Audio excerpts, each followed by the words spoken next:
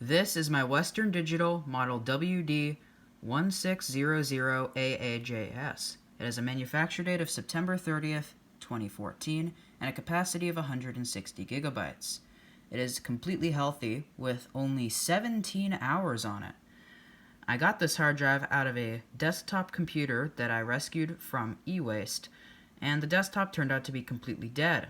The desktop was from around 2005, so my best guess on what happened here is the previous owner of this computer had their computer die after several years of use. Then they thought it was the hard drive for some reason and replaced that. Then when that didn't work, they just sort of forgot about it, and then years later chucked it in e-waste.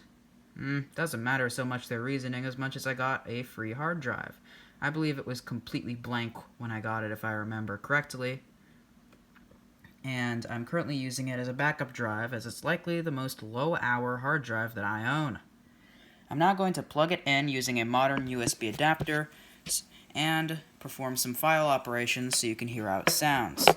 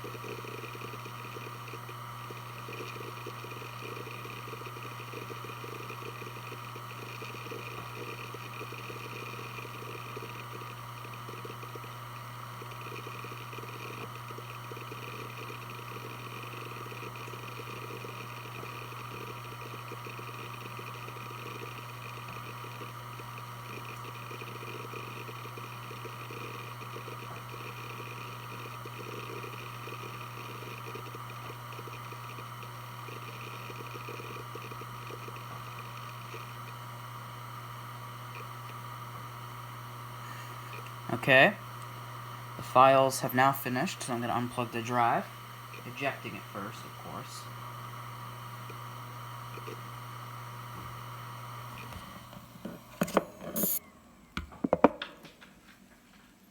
Alright, so just a couple of other things to note about this drive.